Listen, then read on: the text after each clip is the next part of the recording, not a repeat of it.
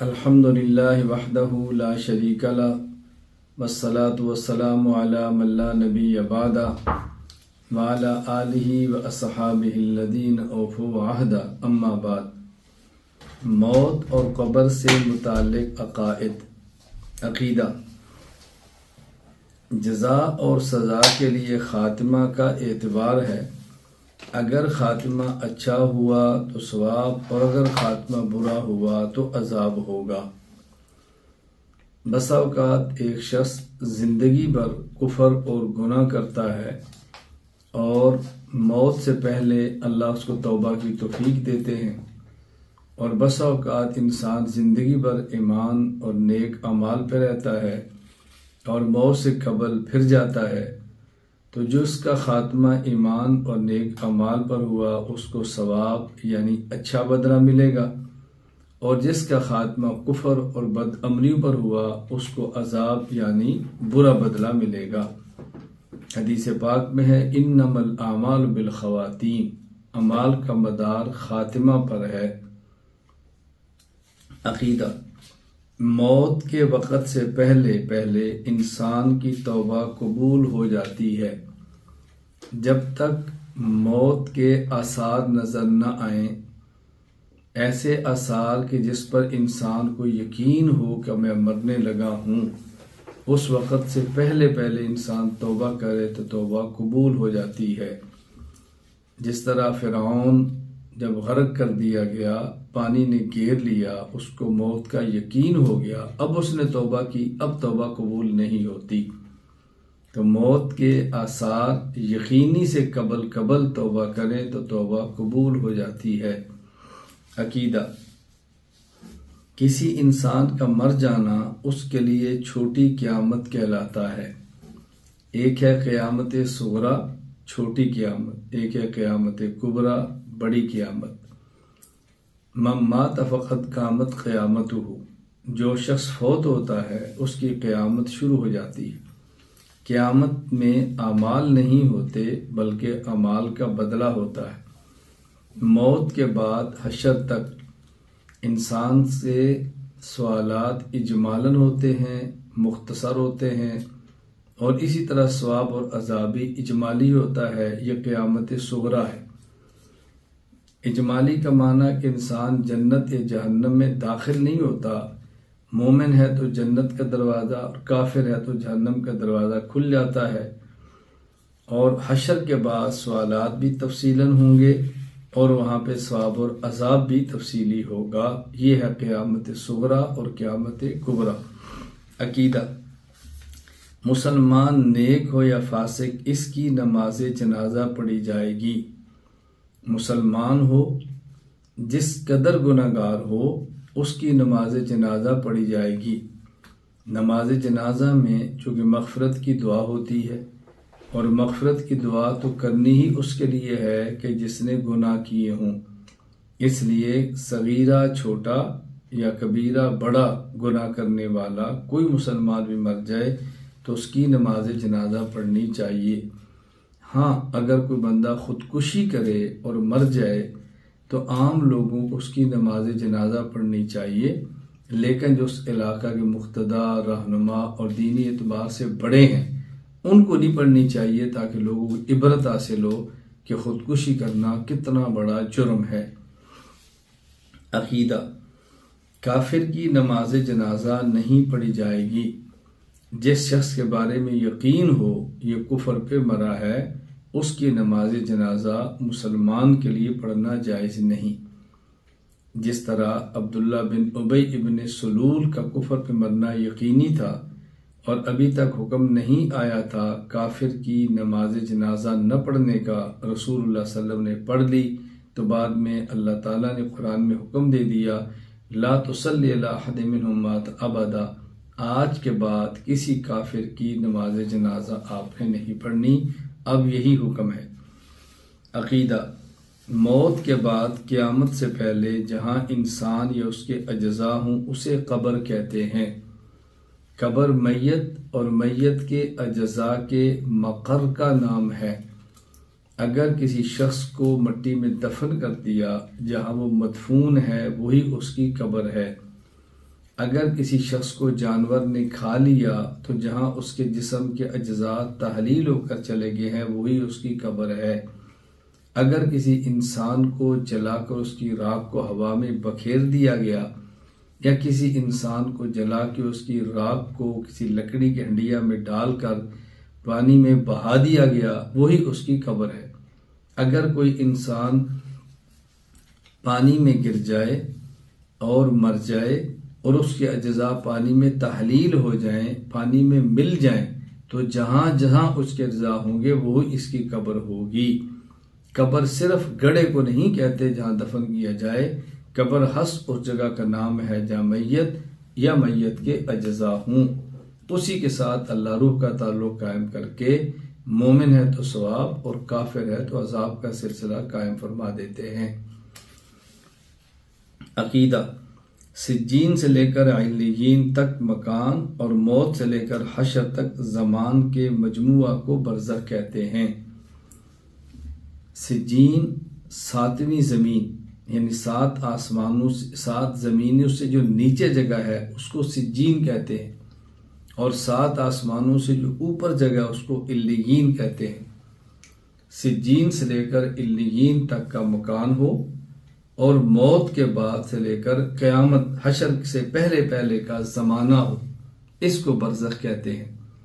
آج ہم سجین اور علیین کے درمیان زمین پر ہیں، ہم برزخ میں نہیں، کیونکہ ابھی موت کے بعد کا ہمارا زمانہ شروع نہیں ہوا۔ فرعون اسی زمین پر ہے لیکن وہ برزخ میں ہے، کیوں؟ اس لیے کہ اس کے موت کے بعد کا زمانہ شروع ہو گیا ہے۔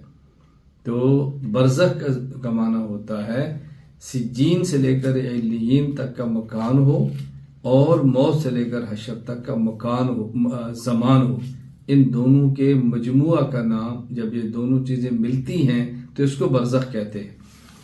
عقیدہ: موت کے بعد قیامت سے پہلے قبر اور برزخ میں مردے کے جسم سے روح کا اتنا تعلق قائم کر دیا جاتا ہے جس کی وجہ سے اسے ایک قسم کی حیات ملتی ہے، اور مومن قبر میں راحت اور لذت اور کافر قبر میں تکلیف اور دکھ محسوس کرتا ہے۔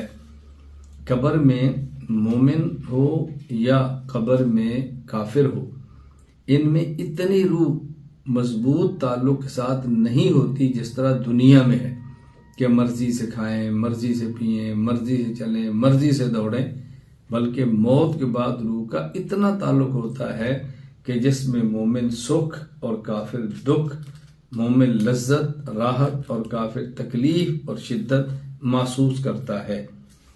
عقیدہ: مردہ دفن کر کے جانے والوں کی جوتیوں کی آواز سنتا ہے۔ لوگ میت کو دفن کر کے واپس جا رہے ہوتے ہیں اور ان کے چلنے سے جوتیوں کی جو آواز پیدا ہوتی ہے مردہ اس کو بھی سن رہا ہوتا ہے۔ اس کا مطلب کہ مردے میں اتنی حیات بھی ہوتی ہے کہ جس سے ثواب عذاب محسوس کرے، اور اتنی حیات بھی ہوتی ہے کہ قریب سے لوگوں کی آواز سن لے، جوتیوں کی آواز سن لے۔ عقیدہ: قبرستان میں جب مردوں کو سلام کیا جائے تو سلام سنتے ہیں اور جواب دیتے ہیں۔ مردہ کو قبر میں دفن کرنے کے بعد قبرستان میں یا کسی قبر پہ جا کے ہم کہتے ہیں السلام علیکم یا اہل القبور انتم لنا سلف و انا انشاء اللہ بکم لاحقون نسأل اللہ لنا ولکم العافیہ یغفر اللہ لنا و ایاکم۔ یہ سلام قبر میں موجود مردہ سنتا ہے اور سلام کا جواب بھی دیتا ہے۔ اس میں اتنی حیات ہوتی ہے کہ جسے وہ سلام سن سکے اور سلام کا جواب بھی دے سکے۔ عقیدہ: 2 فرشتے مردوں سے قبر میں 3 سوالات کرتے ہیں۔ من ربک، تیرا رب کون ہے؟ من نبیک، تیرا نبی کون ہے؟ ما دینک، تیرا دین کیا ہے؟ قبر میں یہ سوال اور جواب امتی سے ہوتے ہیں، کسی نبی سے قبر میں سوال اور جواب نہیں ہوتے۔ عقیدہ: قبر میں سوال کرنے والے ایک فرشتے کا نام منکر ہے اور دوسرے فرشتے کا نام نکیر ہے۔ جو فرشتے قبر میں سوال کرتے ہیں ان کے نام بھی ہیں، جس طرح بقیہ فرشتوں میں سے 4 بڑے فرشتوں کے نام ہیں، جبرائیل، میکائیل، اسرافیل، عزرائیل۔ اسی طرح قبر میں سوال کرنے والے فرشتوں کے نام ہیں منکر اور نکیر۔ عقیدہ: مومن ان 3 سوالات کے جواب دے دیتا ہے، جبکہ کافر جوابات نہیں دے سکتا۔ مومن جواب دیتا ہے ربی اللہ، میرا رب اللہ ہے، نبی محمد صلی اللہ علیہ وسلم میرے نبی حضرت محمد صلی اللہ علیہ وسلم ہیں، دینی الاسلام، میرا دین اسلام ہے۔ اور کافر جواب نہیں دے سکتا۔ کافر کہتا ہے میں کچھ بھی نہیں جانتا، اکنت ما یقول الناس، دنیا میں جو باتیں لوگ کرتے تھے میں بھی کرتا رہتا تھا، مجھے اب کچھ بھی پتہ نہیں۔